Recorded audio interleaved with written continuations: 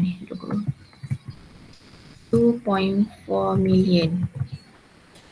Okay, adalah dia punya intercompany sale. Bila dia kata half remain unsold, meaning that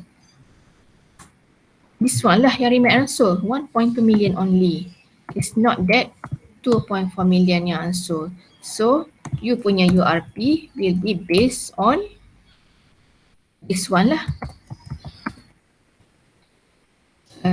Okay. This one. So this is your URP actually. Okay.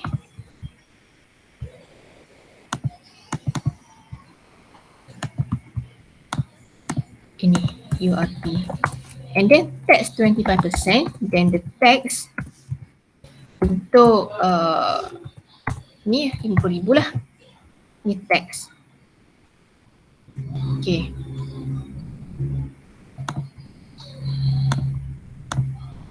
Alright. So ini adalah computation of goodwill. So cost of investment dia bagi dalam soalan. Dia dah bagi dah kat situ 50 juta. So you ambil je direct 80 juta kat situ. You letak je bagi cost of investment. Okay. And then apa lagi dia bagi tahu? Acquire 80%. So meaning that 80% adalah parent and then 20% adalah LCI. Okay. And then dia bagi juga the balance as at acquisition date 50 million of share capital and then 2 million of revaluation reserve. So that's this one lah. Okay, 50 million dengan 2 million. Okay. And then okay, this one soalan. Okay.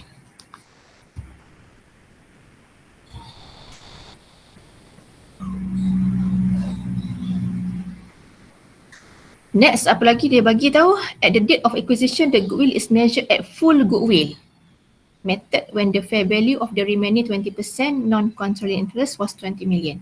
Bila dia talking about full goodwill meaning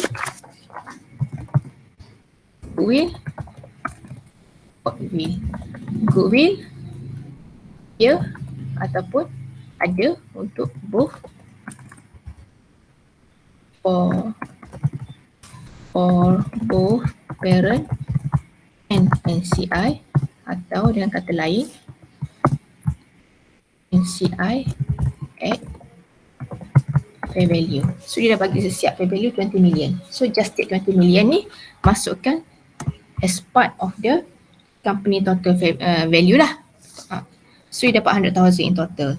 And then apa lagi? The tax effect on unrealized profit for intercompany transaction need to be accounted for. And then dia punya tax adalah 25%. Okay. So kat mana you nak ambil RE punya balance?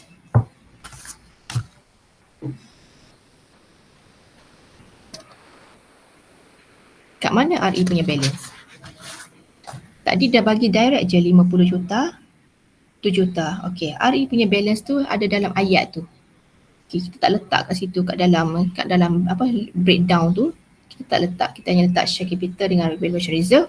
So, dekat ayat yang satu ayat dengan 80 million tu ada information of when the retained profit were 10 million. So, you ambil kat situ lah 10 million. So, ini I rasa ramai yang you jawab betul. So, the total of NIA, fair value of NIA is 60,000 and then you dapat goodwill of 38. Okay, then this 38 million you split into two, parent dengan SCI, so you dapat 30.4 and then 7.6. So eliminate of cost investment ni I think tak ada masalah. I think mostly betul. I rasa dalam 95% lah jawab betul yang ni. So I think tak payah nak go through detail sebab you dah faham. Okay, and then next. Okay, next. Dia ada cerita pasal sale tadi kan. Okay, saya lupa pula nak letak kat sini. Sale. Okay, sale ni siapa jual kat siapa? Timur purchase from utara. Maksudnya utara sell to timur. Utara ni siapa? So utara ni adalah dia punya parent. Okay, parent sell to sub C. So it's a downstream. If downstream, no impact to NI because parent mana ada parent mana ada NCI. No NCI at parent level. Okay. So it's a downstream transaction. So ini dah terang tadi, eliminate, and then this one pun dah bagi tahu macam nak dapat. So ini adalah entry dia lah, you debit cost of sale and then credit and the inventory. So you nak eliminate the portion of the unrealized, okay. You nak eliminate the portion of yang unsold tu tadi dekat inventory, okay. And then you eliminate juga dekat cost of sale, okay. So basically bila you debit cost of sale, okay, you debit cost of sale, then you punya gross profit akan reduce, betul tak? Yang ni you kena ingat, faham balik you punya accounting equation tu. So bila debit cost of sale, then cost of sale akan increase. When cost of sale increase, then you punya GP akan reduce. When your GP reduce, then your tax reduce. When your tax reduce, then you need to credit your tax expense. So that's why they credit tax expense dan dia debit deferred tax. Kenapa debit deferred tax? Sebabnya bila dia unsold, it is considered future tax. So dia tak kena tax pada tahun ni sebab dia tak terjual lagi. But then when it is realized next year, so dia kena tax lah sebab bila dia realize, dia akan convert to sale.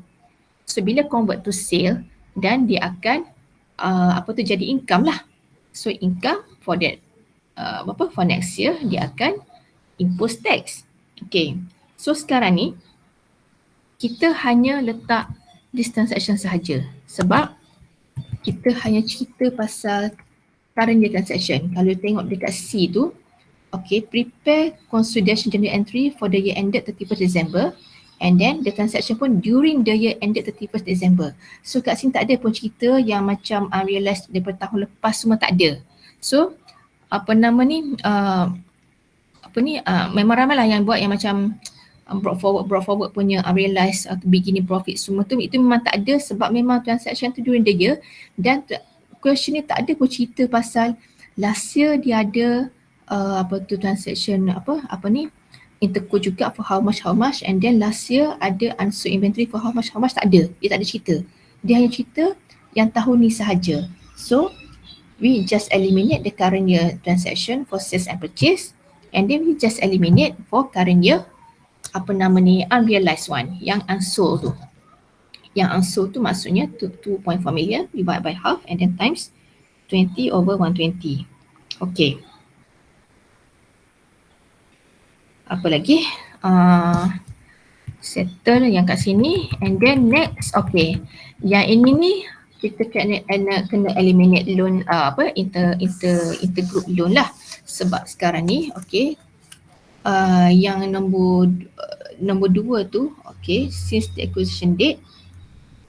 Sekejap, ini ada berubah tu kan, saya punya soalan tak ubah.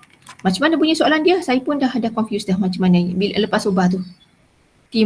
Utara Berhad kan? Utara Berhad provide a term loan of 10 million to Timur Berhad Loan to Timur.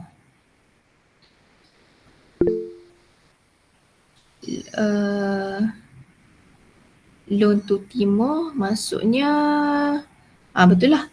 Since the date of acquisition, Utara Berhad provide a term loan to Timur kan? Sebab dia loan to Timur kan? Okay. To Timur Berhad at an interest rate of 5% per annum. So basically this loan is intercompany loan, and then dia ada mention kat situ the amount is 10 million. So you need to eliminate. After the elimination, then it should then appear anymore dalam you punya consolidated balance sheet lah sebab interco. So anything on interco we need to eliminate in full. Okay. And then next, interest income. So interest income is straightforward. So you just take 5% interest on loan, and then you times the 10 million, and then you get the 500,000. Okay, so 500,000 tu ada dalam statement of profit or loss tu kalau you tengok interest income tu. Okay. So interest income tu apa nama ni? What so called attribute to this loan, then you need to eliminate lah. So how you eliminate is you debit interest income and then you credit operating expenses. Why you credit operating expenses? Kalau you cakap you credit interest expense pun I accept je. I akan consider sebagai betul lah. Sebab dalam statement of profit or loss dia tak ada expenses lain kecuali operating expenses. So we just assume that the expenses tu, the interest expenses tu is inside the operating expenses. Tapi kalau you buat interest expense, you buat expenses pun I bagi betul lah. Okay, as long as you understand on where to credit it. Okay, so basically this is the interco. So you need to eliminate. Okay, next rental. Okay, so this rental, Utara Berhad receive a rental of 5,000 per month for letting out one of its building to Timur. So this 5,000 adalah untuk per month. So bila per year dia akan jadi 60. So inside the book Utara tu, okay, dia dah ada rental income kat situ. So this rental income kena eliminate lah. Okay, so this rental income kena eliminate. How you eliminate? You kena credit balik rental income. Kalau you debit, you kena debit rental income tu. Kalau you credit rental income, meaning that you increase the rental income tu. So now you need to debit because you want to take out all this rental income from the book. So debit rental income and then credit operating expenses. So again, we assume that the rental expenses ada dalam operating expenses tu. So bila okay, for this case macam Utara Berhad receive a rental income of 5,000 per month for letting out building to Timur. So Utara Berhad as a rental provider ataupun space provider, dia akan terima income. So terima income dia akan consider as rental income. But for Timur, dia adalah tenant for that space, tenant for that building. So of course dalam buku dia akan record sebagai rental expenses. So one party will record as rental expenses and one party will record as rental income. So we need to eliminate this. Okay, sebab dia adalah interco transaction. Okay. And then this one apa lagi kat bawah ni? Okay, ini ada sale of land. Yang ni ramai buat betul. Okay, tahniah. Walaupun saya tak sempat touch dalam kelas sebab kesuntukan masa. Okay, cumanya ini je salah. Kurang sikit, setengah poin je lah kurang. Okay, ramai yang betul kat sini ramai betul. Yang ini instead of profit on sale, so kita kena debit beginning return profit. Sebab apa? As I mentioned tadi earlier in the class, dia jual tanah tu in year 2021. The current year is 22. So now we are talking about selling the land tu in previous year. Okay, kita cerita benda yang dah jadi history dah. So when comes to 2022, that particular profit on sale tu dah jadi part of the beginning return profit. So sebab tu kita kena debit return profit. Sebab yang profit on sale tu dia dah masuk dalam P&L in 2021. Okay. Okay. So this one on how to compute pun you dah tahulah macam mana. You take the 5 million, the selling price minus the cost and then you just eliminate the gain. Okay. Eliminate the gain and then the land tu need to credit because we want to restore back the land to its cost 3.8 million. So tadi kita dah tengok slides tadi. So bila Utara jual dekat Timur, okay, so Utara akan finish off the balance inside the book. Dia akan eliminate the 5 million. Consider sebagai disposal of the land. But for Timur, dia akan record dalam buku dia 5 million. Okay. So Utara Timur. So Timur bila dia jual, okay, dia jadi kosong lah amount dia, cost of land. Okay. Tapi bagi Timur, dia akan record sebagai 5 million. Okay. The original price is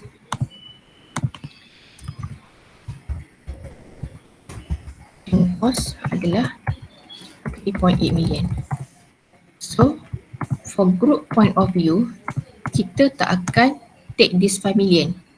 Kita akan consider as if the land still at 3.8 million. So that's why we need to credit this land in order to reduce from this 5 million to 3.8 million. Okay, we assume there is no intercompany transaction, tak ada benda yang berlaku pun sebab it's still within the group. Okay, so that's why we have this entry ni. Okay, and then tax impact ni okay, you dah tahu dah macam nak ambil ni. I think most of you betul yang ni. Okay, yang ini untuk computation URP. Sebenarnya kat sini tak ada markah pun sebenarnya yang ni. Okay, just nak bukan, yang ni ada markah, saya dah delete dah. Okay, okay, yang ni ada markah. Okay, ini adalah untuk get the beginning profit. So beginning profit dia, okay, mana soalan? Okay, sekejap, ada call, sekejap.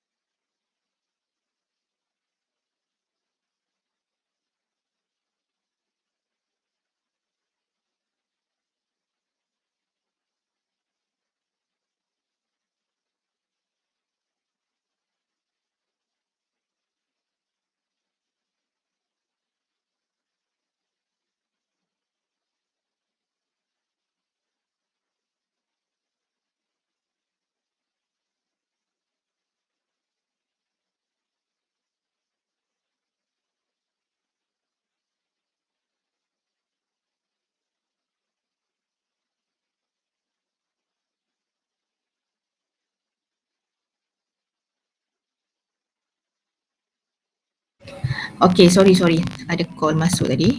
Okay, so basically macam mana nak kira beginning return profit ni, you ambil je daripada soalan tu. You ambil daripada statement of changes equity tu untuk timur 18120, untuk utara 47045. So return profit ni kita kena tolak URP land ni. URP land ni kita kena tolak. Okay, realized profit land ni kena tolak net of tax, in which ambil 1.2 ni. Okay, net dengan 300, so you kena tolak kat sini. Okay, you kena tolak dekat utara ni sebab ini adalah utara punya transaction. Okay, and then pre-acquisition profit, pre-acquisition reserve yang 10 juta tu yang di-mention dalam soalan tu, awal-awal lagi dalam paragraf tu, you kena deduct kat sini so that you get this 18 million. Okay, and then this 80 million because Timur ni adalah saksi. Ini adalah parent. Okay, so sekarang ni bila apa ni Timur, okay, Timur as saksi, so you kena take the portion for parent only lah. Okay, so you take the portion for parent only, then you get 81 0,000 darab dengan 0.8, then you get this one. Okay. Okay, and then this one you add dengan balance yang utara tadi after deducting dengan URP, then we dapat 52641. Okay, so basically this one you kena aware lah. I think this one new thing for you, and then saya rasa ada ke tak ada yang buat? Saya tak ingat lah. Mungkin seorang dua kot yang buat ni. Sorry. Okay. So, for utara you need to record this URP sebab yang jual land tu adalah utara. Okay, utara sold piece of land to Timur. Sebab tu yang unrealized portion ni, okay, you kena record dekat utara. Sebab kenapa dia unrealized? Sebab dia jual intergroup. Dia tak mention pun dalam soalan bila dia akan jual to third party. Okay, selagi dia tak jual kepada third party, selagi itulah benda ni jadi unrealized within the group. Selagi-lagi land yang tak ada useful life. Okay, kalau depreciable asset ni ada useful life juga, ia akan tamat bila useful life tu habis. Tapi untuk land dia tak ada useful life. So, dikira forever lah. Okay, until sold pada third party. Okay, so this is the group return earning brought forward. Okay, and then for NCI, okay, so this is the NCI. You just take the share capital, okay. Paling senang you ambil kat sini lah, share capital tu ada dekat ni, kat sini, okay. 10,000, 10 juta, okay.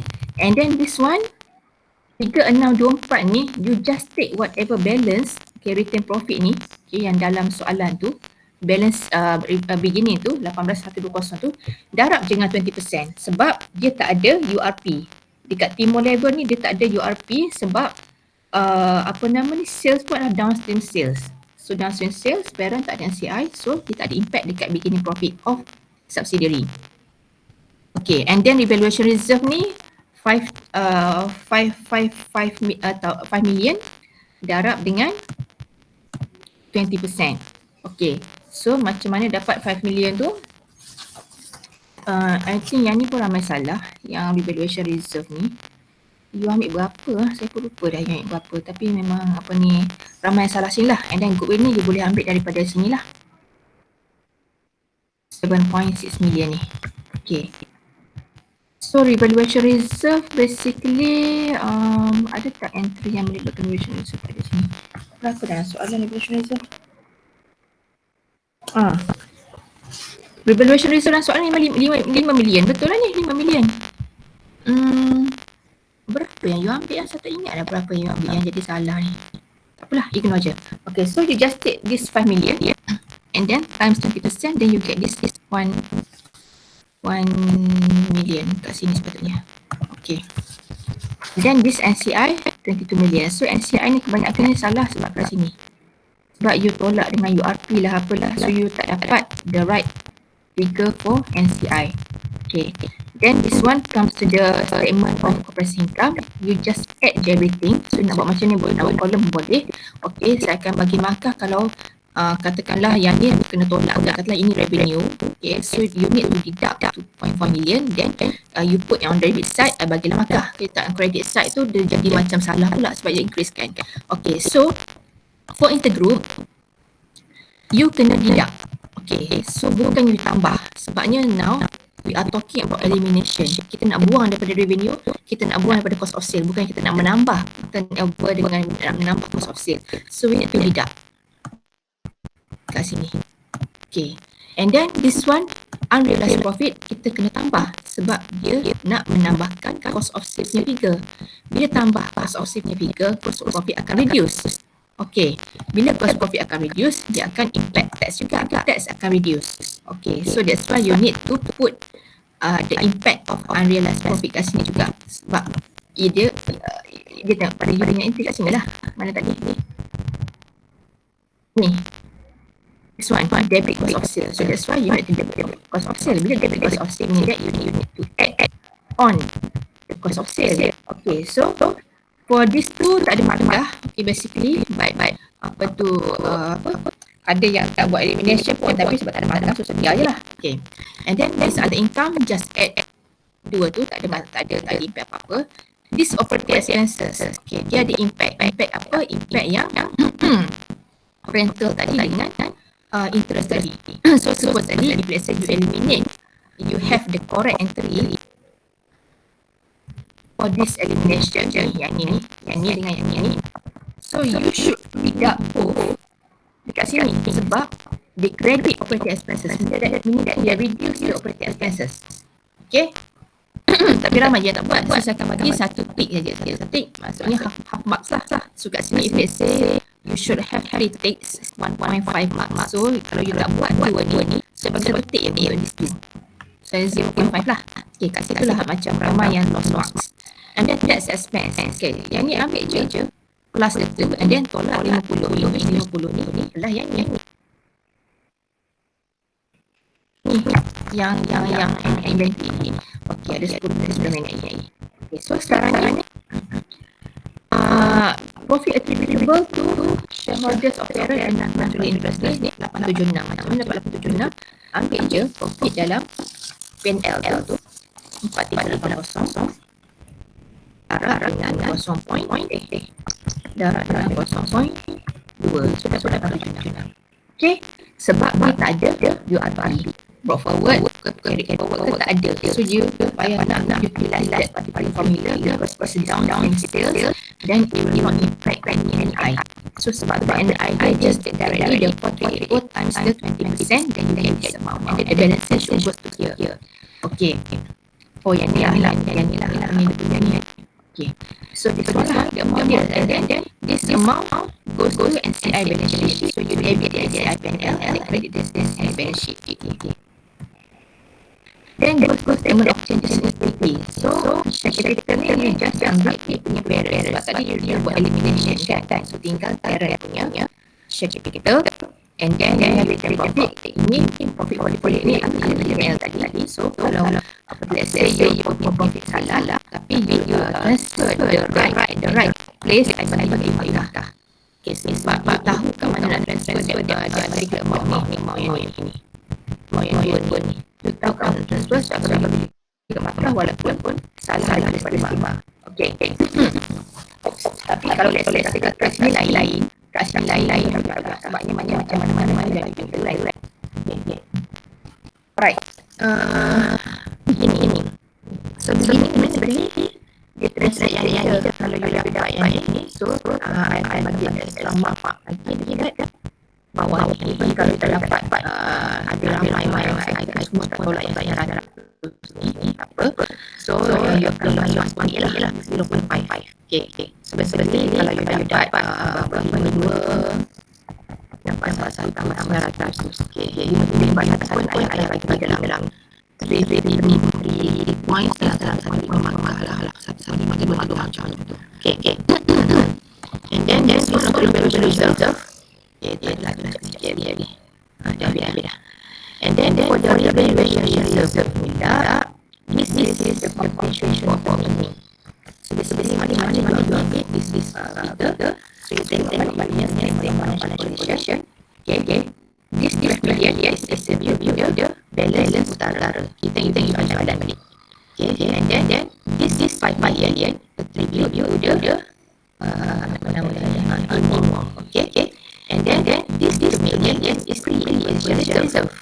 So now the balance for T1 yang million ni tolak dengan pre-acquisition revaluation reserve times expenses sebab nak ambil portion untuk parent sahaja. So that's why dapat 4. Okay. Tadi tu untuk NCI ni kita tak tahu lah pre-acquisition sebab berapa. NCI ada no pre and post acquisition. Kita ambil di balance kat tu 5,000 darab dengan 20% so dia 1,000. Dapat parent we need to consider this nama ni pre-acquisition So million ni tolak lah aku dapat 4%. Okay.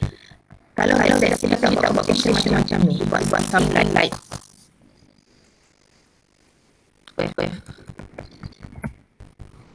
million,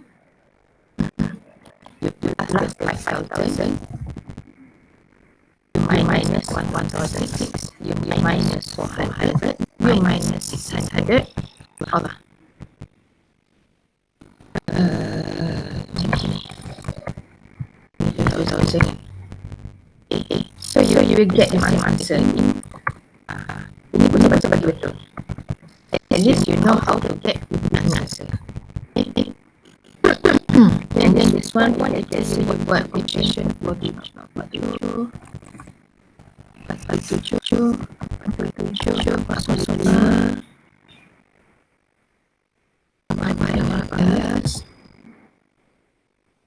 tolak 900, tolak 8,000, tolak 364. Kita baca bagi betul juga. Sebab you tahu mana yang ada 3.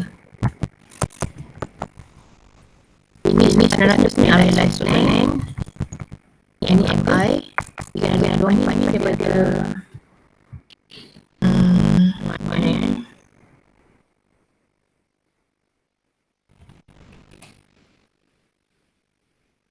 Allah macam mana?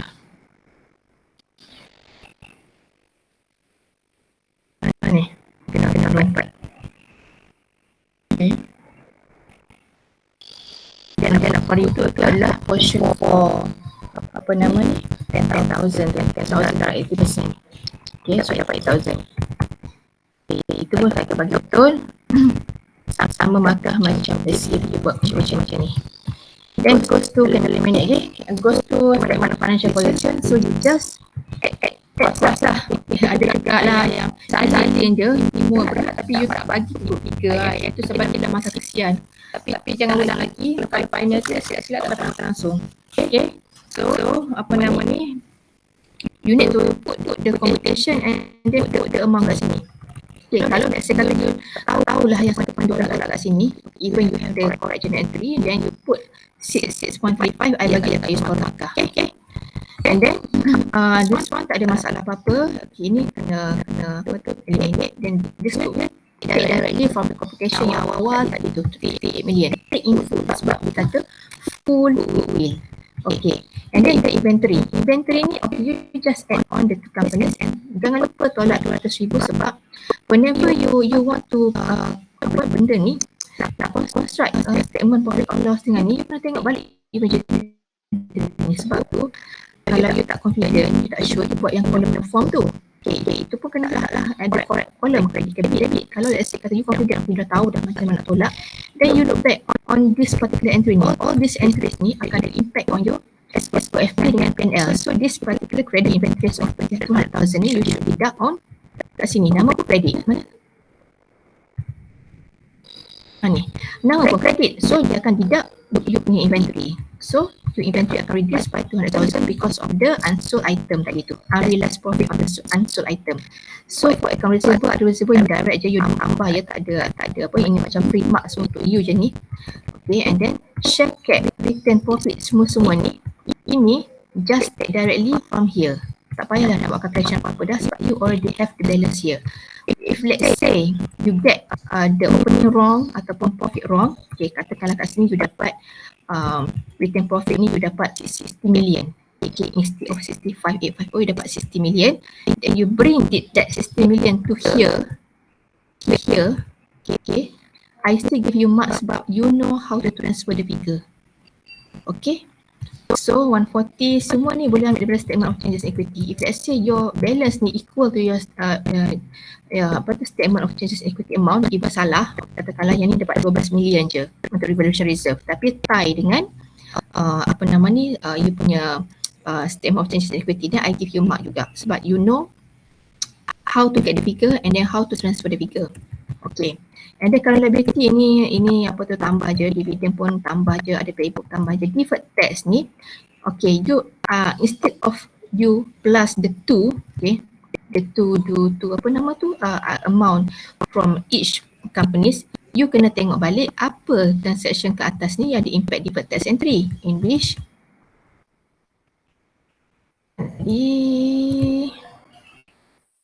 Ini satu, okay. Yang RM50,000 ni debit deferred tax. And then satu lagi yang land ni, debit deferred tax. So because of debit deferred tax, both you kena deduct. Okay, sebab deferred tax liability ni adalah credit side. So deduct, so it reduce the deferred tax liability and then the amount becomes 324750. So you dapatlah balance sheet macam ni, balance. Okay, ada 2 minit je lagi. Nak tanya apa-apa tak sebelum kita habis? Ada yang dapat, ada kelas ni kan? So this solution juga I give you kat group lah. Saya pergi kat group. Ke nak tanya apa-apa?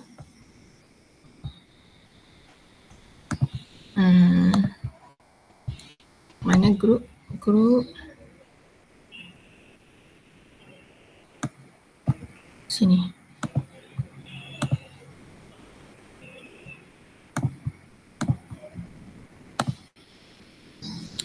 So you study balik. Paper saya akan bagi after the break. Okay. Mana yang ataupun mana-mana yang apa yang tak dapat buat itu, yang tinggal banyak kosong, yang tak buat statement of changes, yang tak buat apa ni balance sheet semua tu, ambil balik kertas soalan you, redo balik based and then check with the solution. You dapat tak benda yang sama? Kalau you dapat benda yang sama tu maksud you faham lah tu. Kalau tak dapat you redo sebab in the final the question is something like this, but lagi detail kot. Sebab we will add on tajuk-tajuk lain juga, contohnya macam associate ke, foreign exchange ke. So better you familiar with the format and how to deal with all those entries. Okay. Okay, itu je. Dari saya, ada apa-apa nak tambah, nak tolak, nak tanya? Sebelum kita end up, dah 4 petang dah. Semua clear kan? Okay, so buat yang tadi tu 3 soalan tu nanti kita discuss. And then I encourage you to do dekat papan hitam, dekat whiteboard lah, for you to understand and faham apa benda yang you belajar. Okay, sebab saya rasa critical juga bila half yang dapat score per 40 below, maksudnya let's say you score 20 and above over 40, meaning that you pass lah. Kalau let's say you score 10 out of 20, you kira lah maybe you dapat 30 markah ke macam tu. So it's not good for you. Satu tu sebab credit mark is 10%, and then one thing, kalau you tak faham sekarang memang habis lah final you. Okay, so that's all. Thank you for everyone. Okay, saya pun dah sakit tekak dah, 3 jam cakap. Okay. Thank you, Doktor. Okay, alright. Thank you, Doktor. And good evening. Okay. Thank you, Doktor. Okay.